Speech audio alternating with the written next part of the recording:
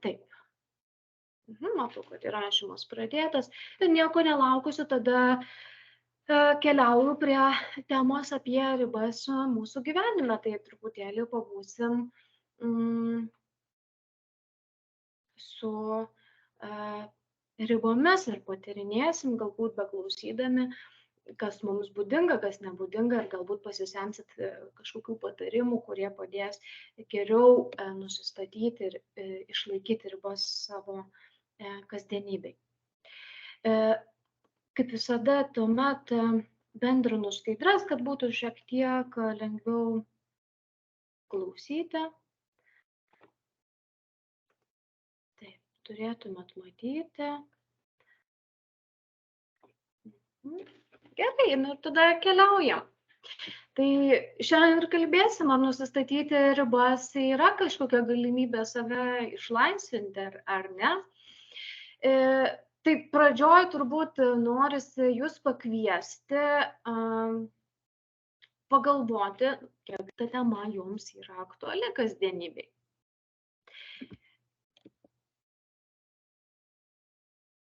Pagalvokit, ar pastaruoju metu, gal jau ir ilgesnį laiką, galbūt jaučiatės nuolat pavargę ar net perdegę.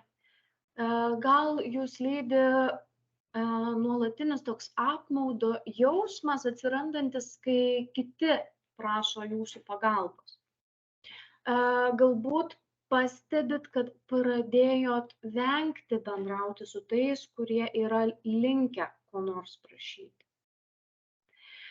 Galbūt pradėjot guostis artimiems žmonėms, kad tiek daug padedu kitiems, bet negaunu nieko mainais.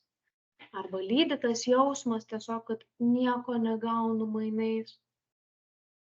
Galbūt jau esat toj stadijoje, kai pradėjot svajoti apskritai, kaip viską mesit ir kur nors pradingsit, pailsėti, atsitraukti nuo visų. O galbūt susiduriat su tuo, kad nuolat neturit laiko savo. Jeigu atpažįstat bent keletą šių simptomų, man atrodo, kad šita paskaita tikrai gali būti naudinga. Tai keliaujam dabar prie klausimo, o kokios yra mūsų ribos, kokios mūsų ribos apskritai gali būti. Tai šioje paskaitoje aš išskirčiau tokias tarsi 4 ribų rūšis. Pirma ribų rūšis yra tokios tarsi sveikos ribos. Kaip atrodo sveikos žmogaus ribos? Tai, kaip matot, čia taip piešiau su kompiuteriu paprastai, bet ta tokia svirtelė ar ne tas brūkšnelis, tai jį galim įsivaizduoti kaip tokius tam tikrus vartelius. Aplinkui, kas yra apibrėžta, galima įsivaizduoti kaip tokią tvorelę aplink mūsų kiemą, kad būtų tiesiog lengviau metaforiškai. Ribos tarsi apibrėžia mūsų teritoriją, kurioje mes gyvenam, ne? Ir ribos arba, ne, kaip ir gyvenime tvora, reiškia, kad čia prasideda mano nuosavybė.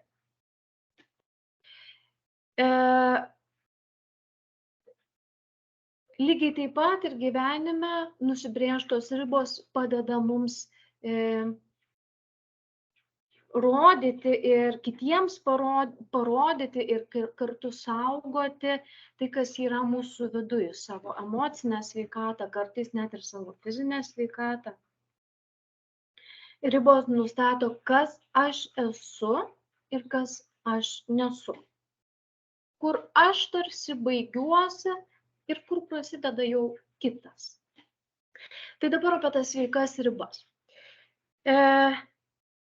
Kai žmogus turi sveikas ribas, jis gali pats pasirinkti, ką įsileisti į savo vidų, kiek įsileisti.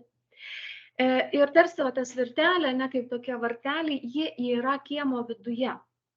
Tai kitaip tariant, iš tokios metaforiškos pusės, aš galiu pasirinkti, kam tos savo vartelius noriu atverti ir kam ne.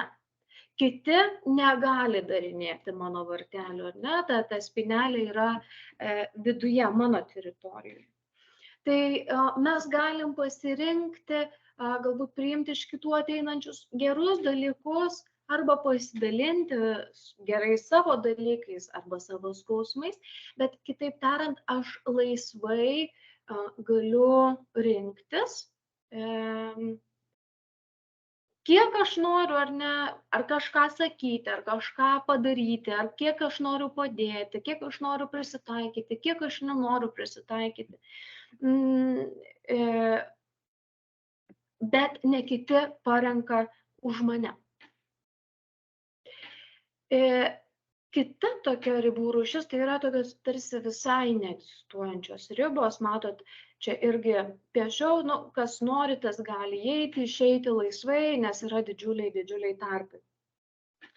Tai gyvenime, kaip tas atrodo, kai ribos tarsi yra visiškai išplaukusios arba neegzistuojančios, tai kai žmogus jau yra visiškai tarsi perdegęs nuo kitų primetamų darbų, nuo kitų primetamų emocijų, problemų kažkokių ir kartais atsitinka taip, čia irgi galbūt galit pagalvoti, gal kažkokių jums asmeniškai pavyzdžių iškyla, kartais atsitinka taip, kad žmogus jau tiek yra perdegęs nuo visko, kad jis pradeda bėgti nuo tų jausmų į kažkokias priklausomybės, slopina įvairiais būdais jau savo emocijas. Gali šitoj vietoj ribų nebuvimas taip pat reiškiasi, kai, sakykime, žmogus patiria įvairių rūšių smurtą ir būna tuose smurtiniuose santykiuose. Reiškia, aš į save įsileidžiu kitus be ribų ir jie mane veikia taip, kaip nori. Dar trečia ribų rūšis, tai yra tokios tarsi pažeistos ribos. Negalima sakyti, kad tos tvorelės nėra, bet kaip mato, tos tvorelės varteliai yra išorėje. Ir čia realiai kas nori, atidaro, kas nori, uždaro tos vartelius.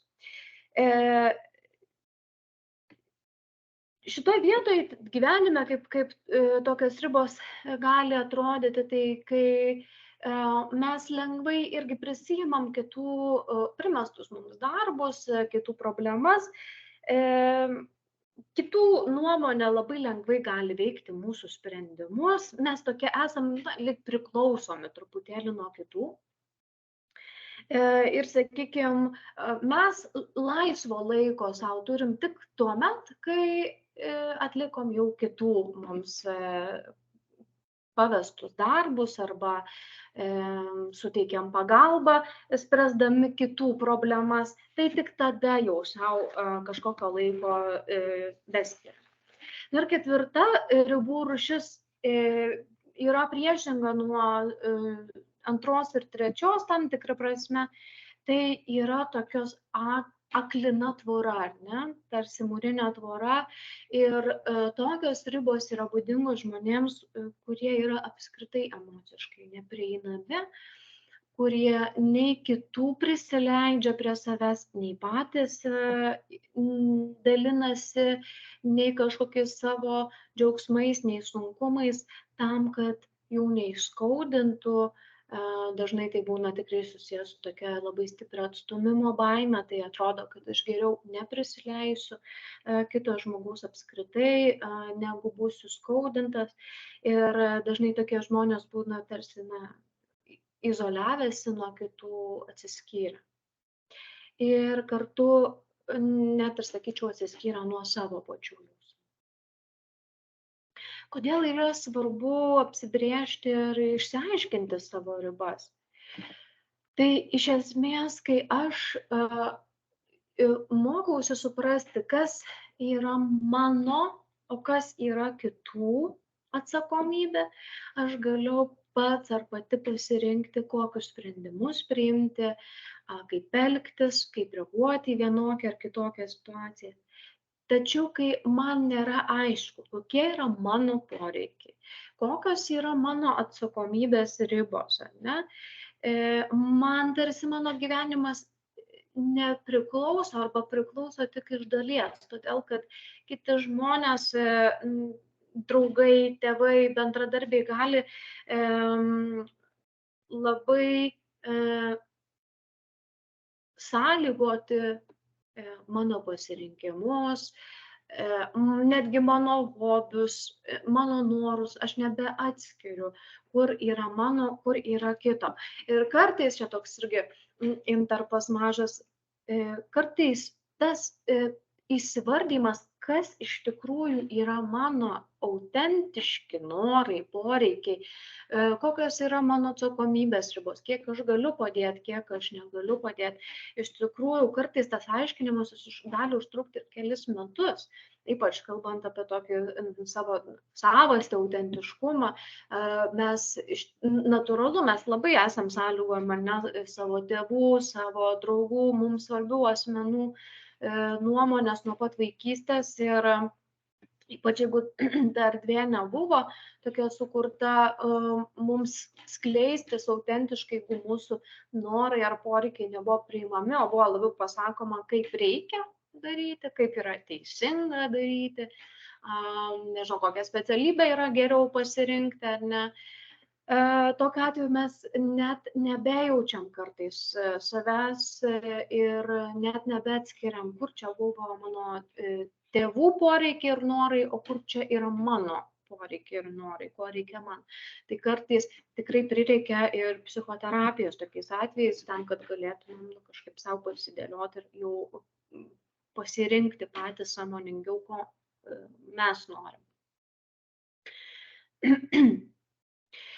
Tokia man dar atrodo svarbi dalis, galbūt ir jūs patys esate pastebėję savo asmeniniam gyvenime, kad ribas brėžti kitiems dažnai būna baisu visai. Ir tai nėra toks retas jausmas. Tai truputėlį pakalbėkim, o kokios yra tų baimių brėžti ribas kitiems priežastis, dėl ko mes kartais bijom brėžti ribas kitiems, ypač galbūt artimiems arba autoritetingiems asmenims, ar net vadovui savo darbe, ar ne, kartais tikrai gali būti baisu brėžti ribas tėvams, broliams, seserims, draugams, mylimajam ar mylimajai. Taip. Tai viena tikrai tokių dažniausių priežasčių tai yra tai, jog mes bijom įžeisti arba įskaudinti kitą žmogų. Aišku, reikėtų įvertinti, kiek mes skausmo galim suteikti kitam žmogui, ar ne, tačiau iš tikrųjų neretai tas ribas tenka nustatyti tiesiog nederamam kito žmogaus elgesiui. Ir ką noriu užakcentuoti, visais atvejais gali būti taip, kad mes įskaudinsim kažkuria prasme kitą arba supykdysim, kadangi paprasčiausiai kito poreikis bus nelabai patenkintas arba visai nepatenkintas. Ir natūralu, kai mūsų poreikių nepatenkina, mes galim pasijausti kažkaip nesmagiai. Tai visai yra naudinga, man atrodo, suvokti, kad tada, kai aš brėšiu ribas, ypač jeigu ilgą laiką, nežinau, nebrėžiau tų ribų šeimoje, aš nesakiau, ko aš noriu, aš visada prisitaikydavau ar ne prie kitų poreikių, tai aišku, kad artimieji ar draugai gali pykti, kai mes brėžiam savo ribas, todėl kad keičiasi santykis, jis tampa kažkokiu kitokiu, prisitaikyti ne visada yra lengva prie pakitusio santykio, o kartu, kaip sakau, taip žiūrint iš to žmogaus perspektyvos, jo poreikiai arba norai nebėra patenkinami. Ir natūralu, kad tai jam sukelia kažkokių nemalonių emocijų. Vis dėlto brėžti ribas tikrai kartais gali būti vienintelė pagalba tam žmogui. Ir čia šitoje vietoje tikrai labai noriu pabrėžti, sakykime, priklausomybių atvejus. Mes galim būti geri kiek tik norim, bet tol, kol žmogus nepajaus ribų, nepajaus savo elgesio pasekmių, jam dažniausiai motyvacijos keisti esamą padėtį tiesiog nėra. Kitas momentas, kai suprantama, kaip sakau, kad mes bijom kartais įžeisti ar įskaudinti kitą, bet tada, kai mes nepasidalijam tuo, kas mums, sakykime, yra nepriimtina, gal ir patys esat pastebėję, natūraliai pradeda kauptis apmaudas ir pyktis mūsų pačių viduje. Ir tai vis tiek griauna vienaip ar kitaip santykių, kartais mes pasyviai, agresyviai pradedam elgtis, ar ne, kažkokį pasyvų pyktį rodyti. Kaip pavyzdys, nežinau, vėluoti į susitikimus, nežinau, neturim laiko susitikti, kažkaip nebeliko laiko susitikti, ne? Kažką sulaužom netyčia, tai arba kažkokius komentarus pradedam kandžius mėtyti tam žmogui, ir tai vyksta dėl to, kad mes tiesiog prikaupiam pykčio, kadangi laiku neišdrįsom išsakyti galbūt ramiu tonu, ko mes norėtume, kur yra ta mano riba.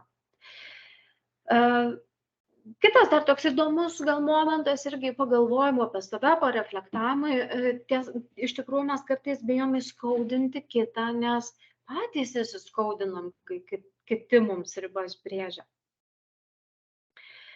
Arba nepadeda. Nežinau, ar atpažįstat save, ar yra tekę kada nors, nežinau, pagalvot, kad tai ko verta ta mūsų draugystė, jeigu man nieko nepadeda ta mano draugė, ne? Tai mes irgi tą skausmą jaučiam ir tada primetam ir kitiems tam tikrą prasme, kad ir jie būtinai įsiskaudins ar įsižeis. Bet iš tikrųjų, kuo mes tampam brandesni, tuo mes labiau suvokiam, kad natūralu, jog kiekvienas turim skirtingų poreikių ir natūralu, kad ne visi mūsų poreikiai bus patenkinti nuolat. Kažkaip kartais tikrai galime ieškoti, kaip ir patys patenkinti savo poreikius. Tai su tuo tikrai susijusi tokia kita priežastis, net atstūmimo baimė, kuri yra labai maža, tai mes iš tikrųjų fantazuojam, įsivaizduojam, kad jeigu aš nustatysiu ribas, mane būtinai atstums. Šitoj vietoj aš irgi taip noriu gal pabrėžti, kad gali taip atsitikti, kad brėžiant ribas, kai kurie žmonės mus paliks ir atstums. Taip gali nutikti ir tikrai nenorėčiau sakyti, kad tikrai taip neatsitiks ir čia yra tik tai mūsų vidinis jausmas, tokia vidinė baimė. Tačiau šitoj vietoje irgi aš taip kviečiu pasvarstyti savo patiems ir pasverti, jeigu žmogui nėra svarbu mano poreikiai, mano norai, mano ribos, tai ką tai rodo apie tą žmogų, ką tai rodo apie mano draugą ar apie mano tėvus. Jeigu mane atstumia vien už tai, kad aš pasidalinau tuo, ko man reikia, ne, tuo, kas man svarbu. Tai panaši dar irgi tokia priežastis, tai yra tai, kad mes bijom kitus supykdyti. Tai panašiai čia irgi ir tas momentas, kur galim pareflektuoti, kai mums yra baisu, kad kitas supyks, tai galim ir savęs paklausti, o ar aš nesupykstu kartais, kai mano ribų, kai man nubrėžia ribas, kai kažko nepadaro, ko aš norėjau, ar nepadėjo man kažkada, ne?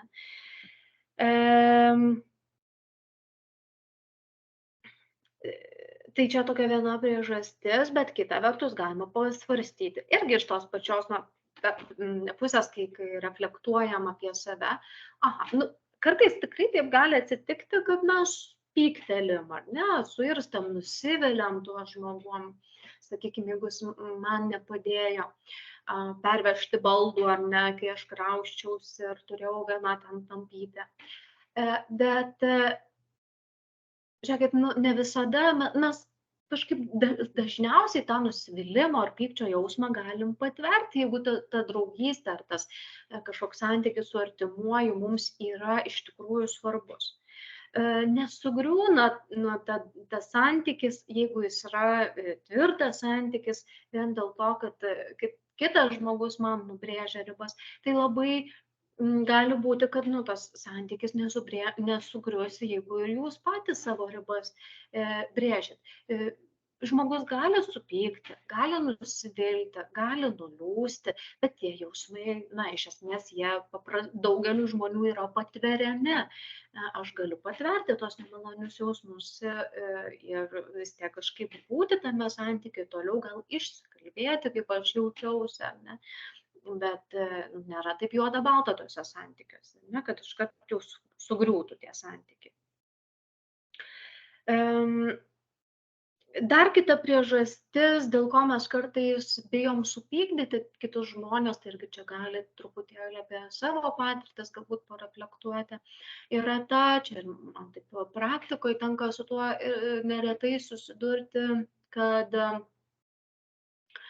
jeigu mūsų vaikystėje mums svarbus asmenys nepriėmė mūsų poreikių, ribų ir už juos supykdavo ant mūsų, sakykime, jeigu aš nenoriu važiuoti, nes tėvai važiuoja pas močiutę į kaimą, o aš paauglystėje, sakykime, nenoriu pas močiutę šį savaitgalį važiuoti, noriu laiko savo, ir tėvai labai supyksta, ima kaltinti, kokia tu bloga anūkė, kaip tu gali taip padaryti, močiutė tiek daug dėl tavęs padarė, dėl tavęs stengiasi, ar ne, arba čia dažna tėvų tokia frazė būna, aš tiek dėl tavęs padariau, o tu tokia nedėkinga ar toks nedėkingas esi.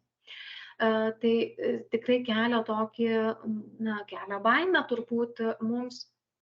Ir jeigu mes turėjom tokią patirtį, kad ant mūsų pykdavo už tai, kai mes bandėm kažkokį savo poreikį ar išsakyti ar ribas nusibrėžti, tikrai natūralu, kad mes tokią patirtį turėdami įmam manyti, kad ir visas pasaulis taip į mus reaguos. Ir čia šitoje vietoje irgi kartais tai gali būti ir toks psichoterapijos darbas atskirti, kur buvo mano tėvų pasaulis, kur buvo mano pasaulis, artimųjų kažkoks pasaulis, ar mano tėvų šeimos, kaip sakau, ne pasaulis, kuriame aš gyvenau ir kurio taisyklės aš išmokau apie gyvenimą, bet kur yra toks truputėlį platesnis pasaulis ir kartais ar per patirtį, ar psichoterapijoje mes kažkaip patyrinėjom ir mokomės atskirti, kad gal kai kurie dalykai ir kai kurios reakcijos, kurių aš tikiuosi iš kitų, tai pavyzdžiui, pykčio, liūdesio, nepriėmimo, atstumimo, iš tiesų buvo labiau apie mano artimuosius ar man svarbus asmenius, bet ne visi žmonės taip reaguoja. Tai tos tokios patirtis, kai mes perdirbom tas pirminės savo patirtis yra labai svarbios, jos tokios yra gydančios, bet tai irgi tokia yra kelionė turbūt ir darbas su savim. Dar viena priežastis tai yra, kad mes kartais iš tiesų norim, kad tiesiog kiti už mus priimtų sprendimus. Tam tikra prasme gali netgi šitoje vietoje kilti tokie vidiniai konfliktai. Mes galim, sakykime, sakykime, manęs prašo po darbo pasilikti ir daryti kažkokį papildomą darbą viršininkas. Bet, nežinau, sakykime, kažkokį bonusą iš to gaunu. Ir šitoj vietoj aš galiu kartais ir pykti, kad tas viršininkas lyg man primetė tą darbą arba už mane priėmė sprendimą tam tikrą prasme, kad aš tą darbą atlikčiau, bet man tai gali būti ir visai patogu, nes aš tada nesu pilnai atsakingas už savo pasirinkimus. Nežinau, arba kad man sudėliotų, ar ne, kokius aš darbus turiu atlikti, arba kad, nežinau, galvoju irgi dabar, kad tėvai parinktų už mane specialybę, į kurią man geriau stoti. Ne? Tai jeigu tėvai, pavyzdžiui, man parinko specialybę, į kurią stoti, aš galiu vėliau pykti ant tų tėvų, jeigu man ta specialybė nepatinka, ar ne, jaustis neatsakingu už šitą sprendimą ir permest tą atsakomybę kitam, kad čia, ne kad aš susidūriau ne su kažkokiais sunkumais ir tą priimu ir galvoju, kaip spręsti ar kažką keisti, bet tėvai yra kalti, ar ne? Tai tam tikra prasme tas gali būti ir visai patogu. Tai čia šitos momentus, sakiau, tokia refleksija visai yra naudinga savį pagauti. Kai aš pykstu, kad kažką padariau, galiu savęs paklausti, ar už to lyg ir pykstu, bet toks kartais kaip vidinis konfliktas gali būti, ar už to, kad aš priėmiau būtent šitą sprendimą atlikti kažkokį darbą ar kažkokį pasirinkimą padaryti, neslypėjo truputėlio noro, kad kitas paskui prisimtų tą atsakomybę už tai, ką aš padariau ir man nereikėtų tos naštos nešti. Kartais bijom brėžti ribas, nes bijom bausmės. Tai, pavyzdžiui, kad atleis mus iš darbo, ar ne, turim tokių fantazijų. Čia tas labai dažnai būna susijęs irgi su tokiu vidiniu jausmu, kai nepasitikim savim, kai neturiu tokio jausmo, kad, jeigu kažkam netinka mano ribos, nežinau, netinka tiek, kiek aš galiu dirbti ir kad, pavyzdžiui, negaliu dirbti viršvalandžių, tai kad aš ieškosiu kitos vietos ir aš jaučiu, kad aš turiu resursų ją susirasti, kad mane priims ar ne. Ir tada mes tikrai pasiduodam tai tokiai bausmės baimiai. Čia vėlgi taip grįžtu ir į vaikystės, paauglystės patirtis, kad jeigu lygiai taip pat, jeigu mes buvom baudžiami už savo ribas, mes tikriausiai labai bijosim ir lauksim tam tikrą prasme tos bausmės ir savo suaugusiojo gyvenimo įvairiuose srityse, tai ar darbiniai, ar santykių srityje. Dar viena tokia priežastis, kad kartais tikrai bijom būti sugėdinti, gėdos jausmas nėra labai malonus, ar ne, tai čia iš tos serijos, koks tu blogas draugas esi, jeigu nepadedi, ar ne, gali tokia ir kaltė, ir gėda būti. Tikrai viena pagrindinių tokių kliučių nustatyti ribas yra ir tas kaltės jausmas gyvenime. Tai šitoj vietoj kartais ta kaltė tokia, jinai kyla gal ir iš to įsitikinimo ar mūsų, ar kažkokio mums primesto įsitikinimo, kad jeigu kitas, pavyzdžiui, mums kažką gero padarė, mes kažkaip esam būtinai tam žmogui skolingi. Tai čia irgi tą patį pavyzdį galiu pasakyti, ar ne, mama, pavyzdžiui, mums sako, aš tiek daug dėl tavęs padariau, o tu neatvažiuoji pas mane tik kartą per mėnesį grįžti, neaplankai visai, nepaskambini tiek dažnai, kiek aš norėčiau, ar ne, ir iš tikrųjų tada sukyla labai toks stiprus kaltės jausmas, ar ne. Bet irgi gal galim užduoti savo klausimą, ar jeigu žmogus mums kažką padėjo, tai iš kokio motyvo tada tas žmogus man padėjo? Ar tam, kad mane padarytų skolingu už tai ir gautų kažkokios naudos vėliau? Ar jis padėjo atvirą tokia širdim, nelaukdamas tos grąžos atgal ir iš savo pasirinkimo?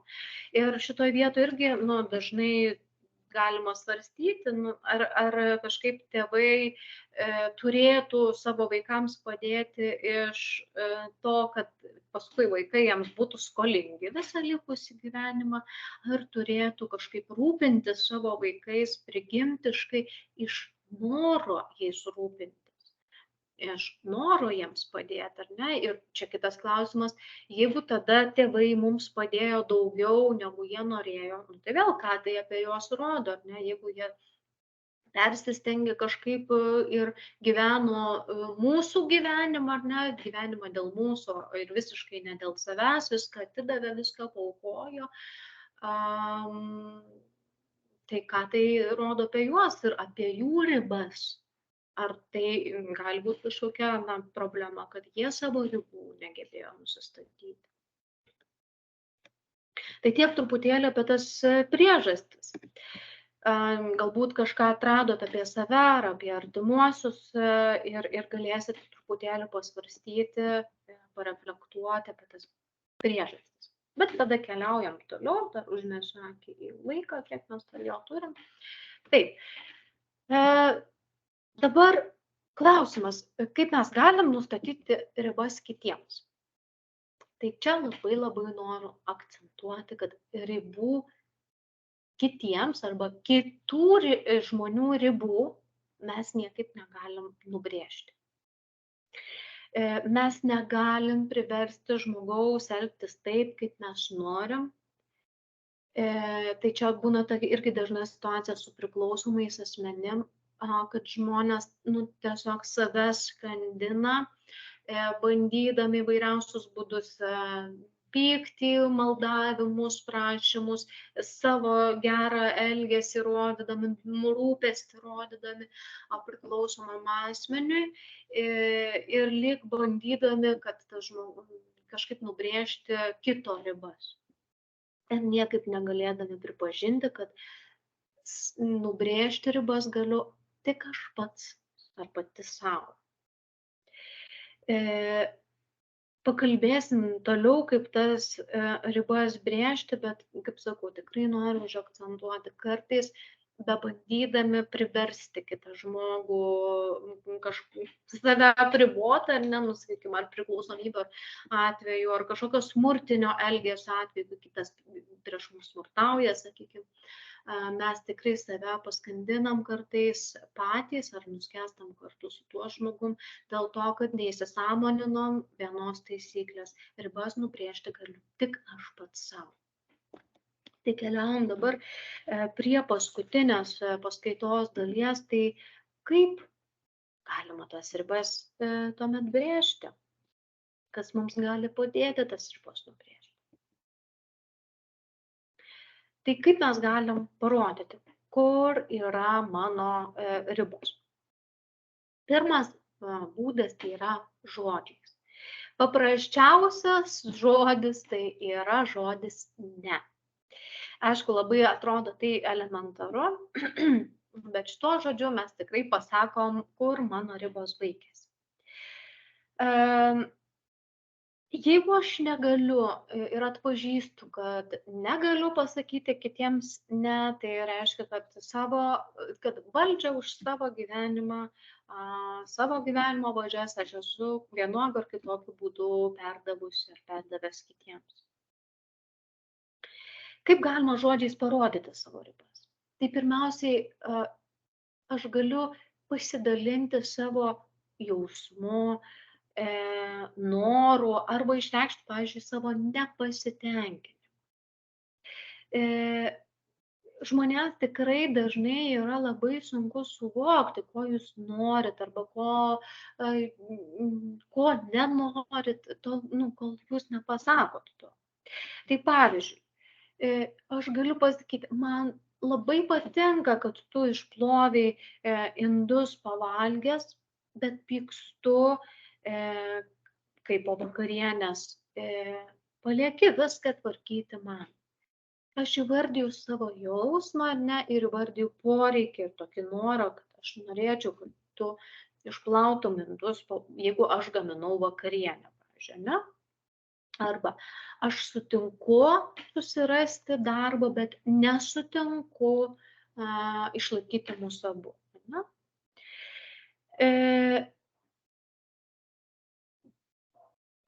Tie paaiškinimai, kokį jausmą man kelia tavo elgesys ir ko aš norėčiau, kas aš norėčiau, kad būtų kitaip, padeda kitam pažinti, kokia ta mūsų teritorija ir kur yra ta mūsų tvora juosianti mūsų teritoriją. Ne?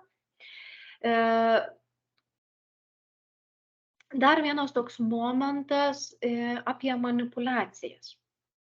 Kartais, žinot, būna, kad žmonės, kurie yra linkę manipuliuoti, mm, jie turi labai daug argumentų, kodėl jūs kažką turėtumėt padaryti dėl jų.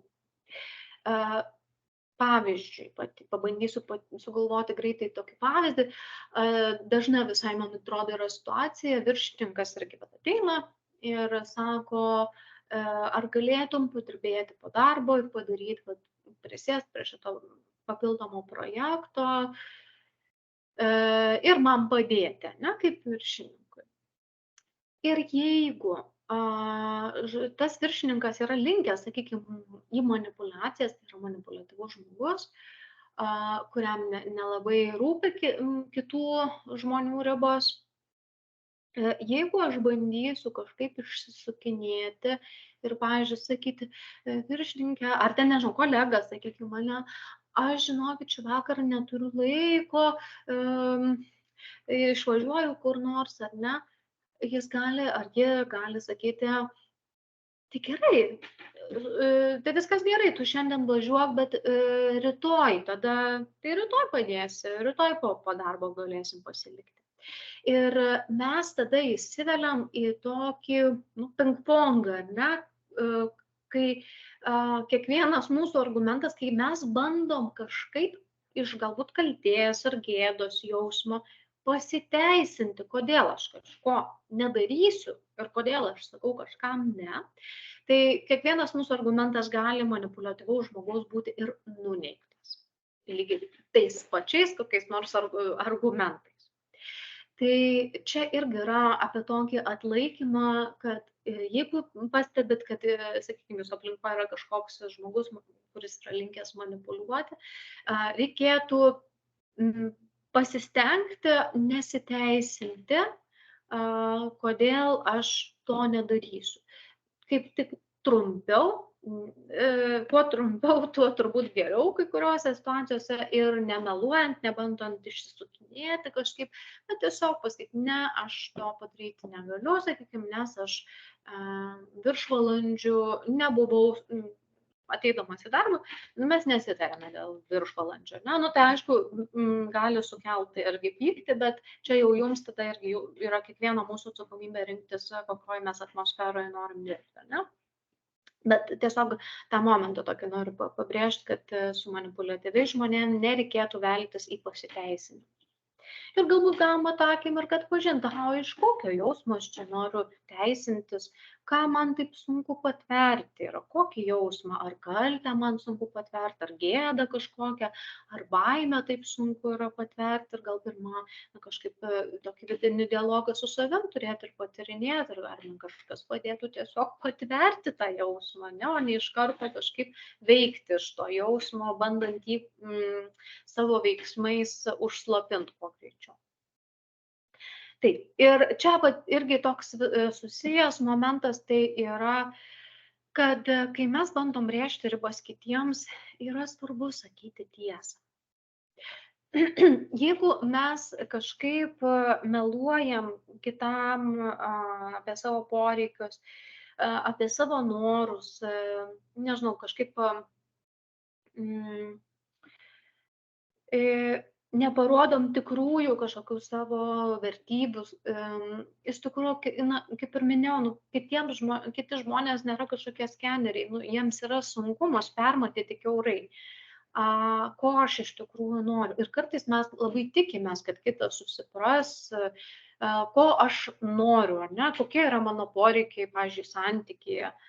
Ir laukiu, kol vyras, nežinau, parneš gėlių, nes labai neoru yra pasakyti, kad, žinai, mane labai džiugina, nežinau, tulpių puokštė, kai tu man padovanoji, ne? Ir tada, kai vyras neneša tų man tulpių, aš labai ant jo supykstu ir sakau, kad jis yra visiškai nerūpestingas, nors tas žmogus galbūt net nenutuokia, kad aš taip laukiu tų tulpių ir jos mane taip pradžiugina. Ne? Visada žmogus galės pasirinkti, ar nenori patenkinti mano išsakytą poreikį arba norą. vyras visada, šitą pavyzdį tęsiant, gali pasirinkti, net tada, kai aš pasakysiu, kad man labai patinka gauti tulpių puokštę, jos man nedovanoti arba dovanoti rečiau, negu kad aš norėčiau. Bet tada jau mes turim erdvę kažkaip kalbėtis apie tai, ar tas žmogus yra pajėgus mano poreikį kažkokį patenkinti, ar nepajėgus, ar jis nori, ar nenori. Ir tada aš galiu jau pasirinkti, ką aš su tuo darau. Ar man tas tinka, ar netinka, ar aš kažkaip galiu pati savo tada tą poreikį ar nepatenkinti. Bet jeigu aš meluoju arba neišsakau savo poreikių, tai tada mes veliamės tokiam užburtam rate ir kaupiasi tikrai nepasitenkinimas santykiuose ir niekaip neturim erdvės apie tai kalbėtis ir to spręsti. Dar trečias būdas tai nustatyti ribas, tai yra emocinis atstumas. Kai imama piktnaudžiauti santykiais, tikrai kartais vienintelis būdas yra emociškai nuo to žmogaus atsitraukti. Emocinis atsitraukimas yra tarsi tokia laikina riba, suteikianti mums erdvės susivokti, susiprasti, kaip mes jaučiamės, ko mums norisi. Kartais emocinį atstumą sukurti padeda.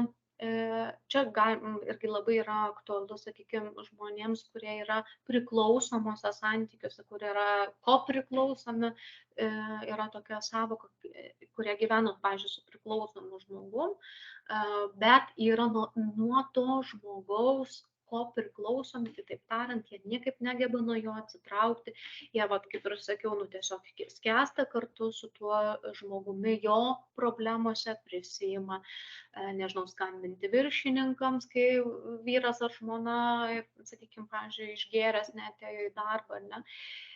Tai kartais šitose situacijose susikurti emocinį truputėlį atstumą gali padėti grupelės palaikymo, kažkokios grupelės sveikų žmonių, kurie gali mums suteikti padrąsinimą, palaikymą, kurie gali mums parodyti, kad mes galim būti, nežinau, mylimi, priimti ir su savo poreikiais, ir kad tas, sakykime, priklausomas žmogus tikrai nėra vienintelis žmogus, kuris mane gali mylėti, ar ne.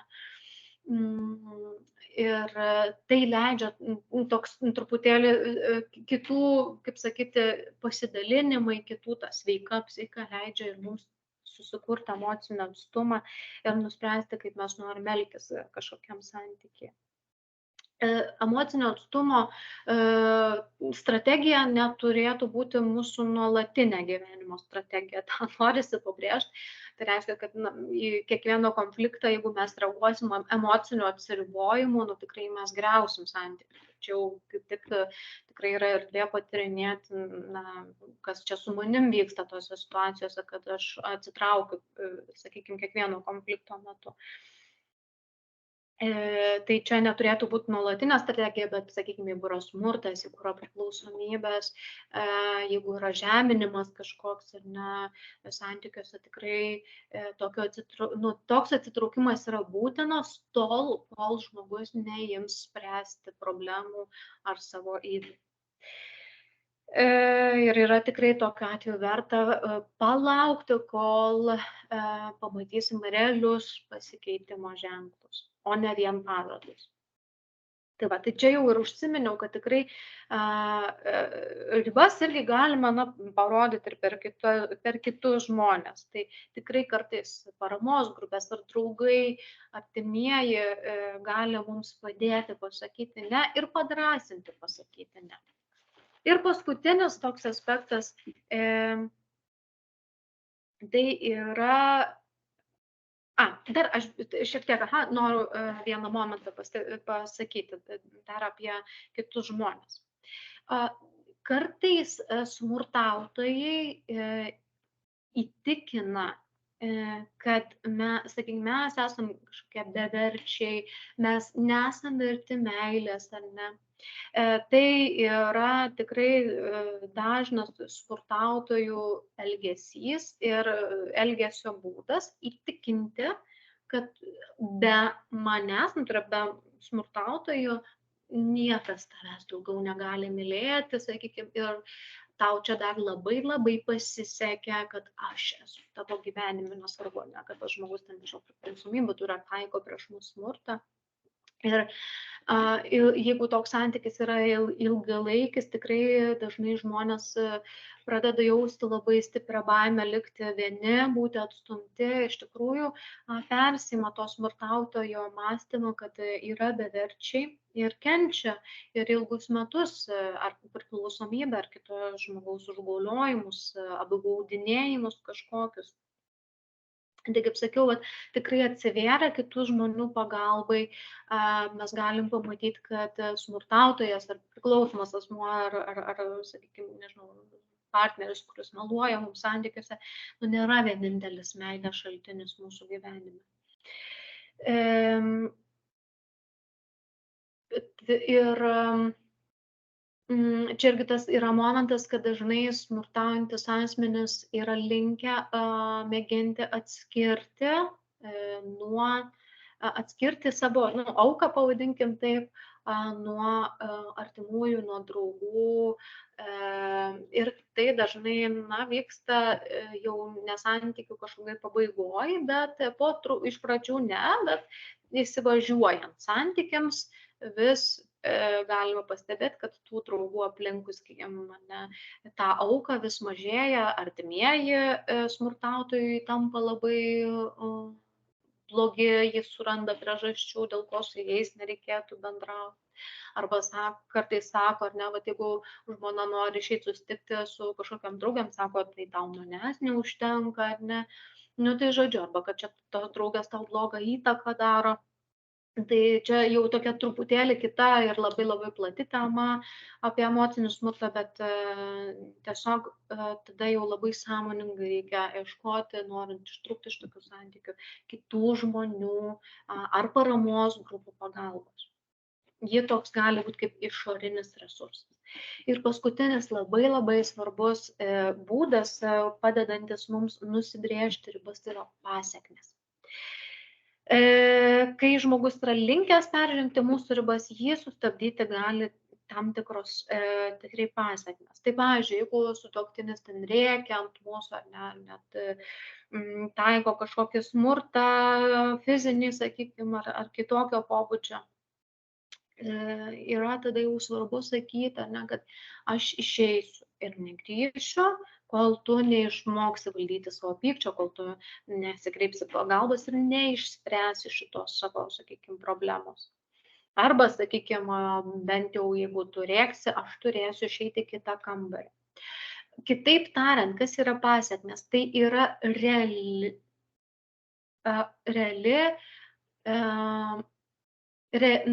realus dalykas, su kuriuo žmogus susidurs, jeigu jis elgsis, sakykime, netinkamų būdų arba perženginės mūsų ribas. Jeigu tu man skambinsi naktį, aš išjungsiu telefoną arba aš tau kurį laiką apskritai neatsiliepsiu. Kartais tie mūsų prašymai, maldavimai tikrai neveikia kito žmogaus, nes taip, jis girdi, kad mums nemalonu, bet tai, jeigu jis nėra dar empatiškas, šiaip jo asmeniškai niekaip nepaliečia. Tai labai svarbu, sakykime, tiek priklausomybė, tiek smurto atveju, kad pasekmė paliestų patį žmogų, kad jis pajustų, kad jam nebe malonu arba nepatogu elgtis taip, kaip jisai elgiasi. Tai tikrai pasekmės tai nelygų priekaištai, ne, tą noriu užakcentuoti. Ir pasekmės dar neturėtų būti bausmė. Tai neturėtų būti iš tos motyvacijos kažkaip nubausti žmogų, jam pakenkti ar ne. Tikrai čia save irgi turėtumėm kažkaip pareflektuoti savo vidų, iš kokios aš motyvacijos tai turiu. Ir labai svarbu, taikant pasekmių metodą, iš anksto įspėti žmogų, kad žiūrėk, jeigu, vat kaip sakiau, pavyzdžiui, jeigu tu toliau mane vadinsi kokiu negražia pravarde, aš su tavim nustosiu bendrauti, aš nuo tavęs atsitrauksiu. Ne?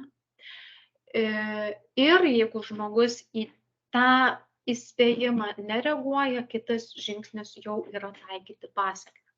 Bet tam, kad mūsų pasekmes netaptų bausme, mes apie jas turėtumėm iš anksto tarsi įspėti, kad žmogus, lyg tada gali ir pasirinkti, kaip elgtis. Tai tiek šiandien. Taip, sustoju tada dalintis skaidriam jau. Kaip sakiau, galbūt kas vėliau prisijungiat, tai įrašas bus.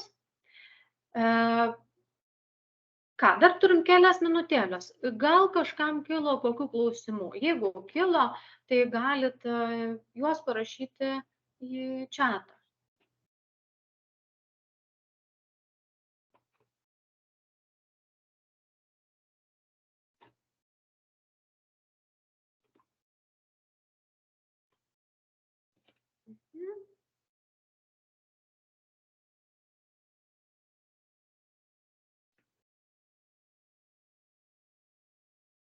Kol kas nematau jūsų klausimų.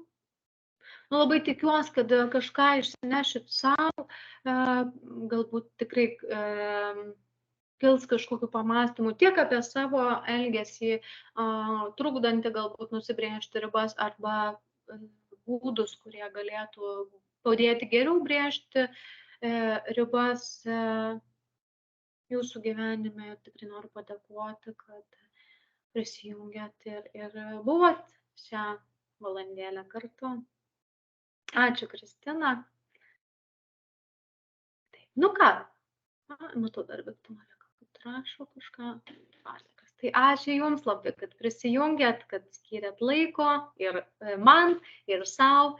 Ir tuomet, jeigu dar norėsit pasižiūrėti, tai YouTube'ai Antakalnio poliklinikos kanale. Ačiū.